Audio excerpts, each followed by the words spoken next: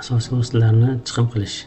Demak, bunda aksiyalar menyusining asosiy vositalar qismidan chiqim qilish menyusiga o'tamiz.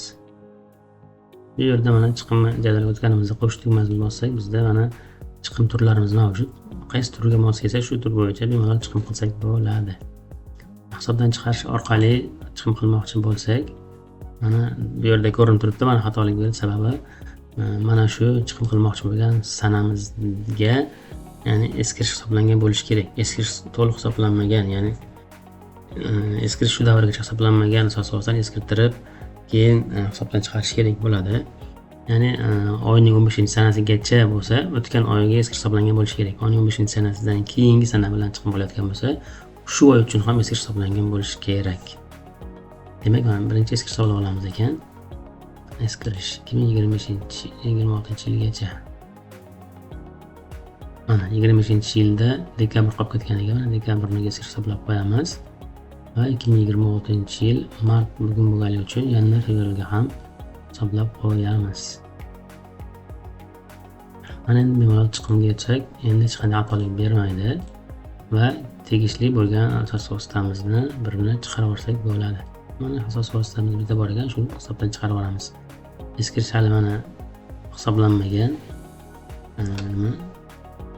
Yangi kirim bo'lgan bo'lishi mumkin. Shuning uchun eskirish qiymati chiqmadi.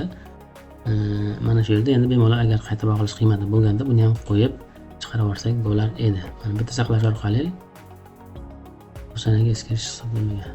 Bitta yangilab olamiz ekan. Mana eskirish hisoblandi. Chiqim mana chiqim asosiy vositamiz hisobdan chiqib ketdi. Mana hisobdan chiqqan to'g'risida mana hisob kitoblarda hamma ma'lumotlar ko'ringan holda turibdi. Mana eskirish qiymatini ham tizimli formatga qo'yib berdi. Chiqim bo'lib ketdi. Mana hisobotlar oxiriga qoldi 0. Keyingi chiqimimiz. Sotish orqali chiqim qilmoqchi bo'lsak, tizim avtomatik ravishda hisob fakturani ochib beradi.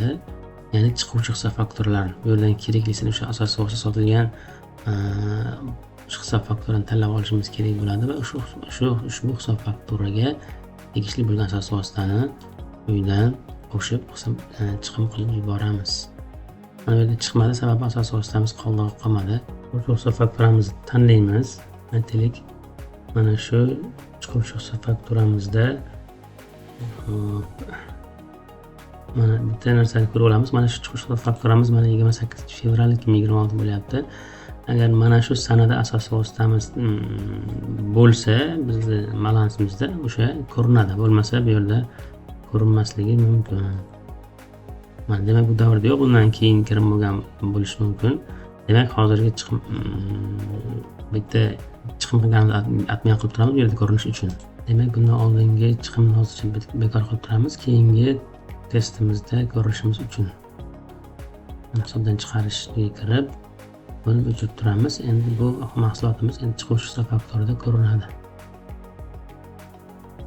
Aytaylik, mana shu hisob faktura asosiy vosita chiqib ketyapti deylik. Bu yerdan o'sha asosiy vositani bemalol tanlab olsak bo'ladi.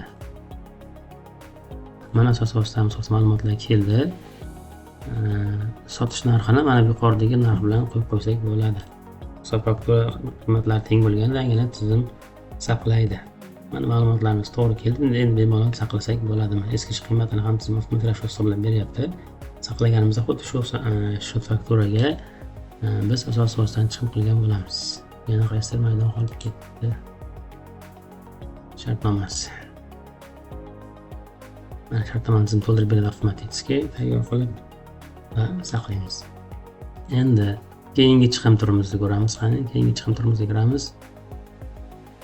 Sotish ham xuddi shu hisob faktura bilan bir xil, faqat tekin hisob fakturaga kerakli asosiy vositani biriktiramiz. Ya'ni tekinga berib olgan asosiy vositamizni kiritganimizda bu formadan foydalanamiz. Mana hisob fakturalar ro'yxati kelyapti. Aytaylik 2026-yil fevral oyiniki hisob fakturalarimizni keraklisini tanlaganimizda mana eskirish hisoblangan deyapti bu yerda.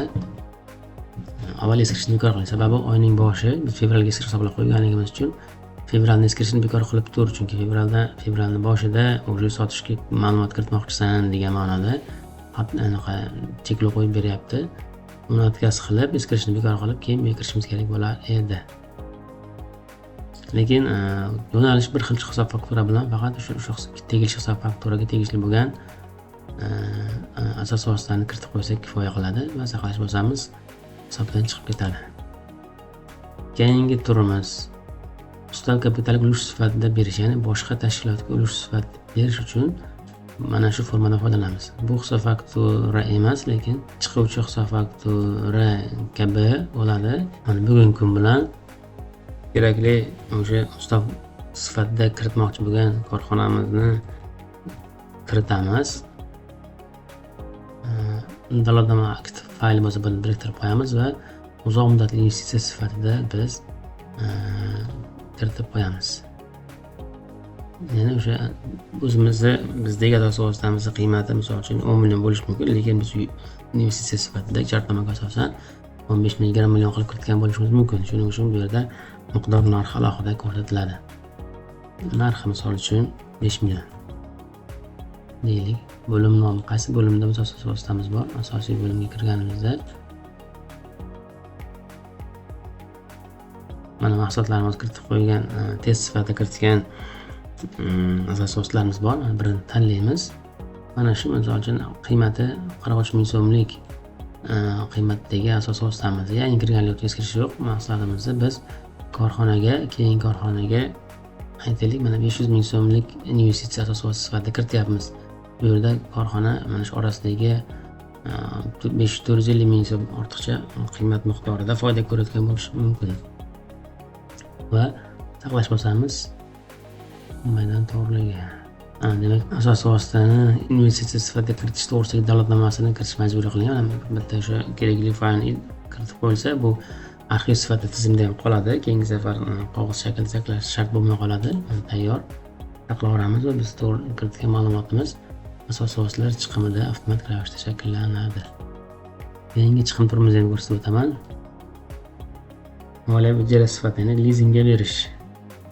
Avval ta'sischisi chiqib ketishini ko'ramiz. Mana ta'sischi korxonaning ta'sischisi o'zini ulushini asosiy vosita sifatida olib chiqib ketyapti. Ta'sischilar ro'yxatidan ana shunda mana shu formada foydalanamiz.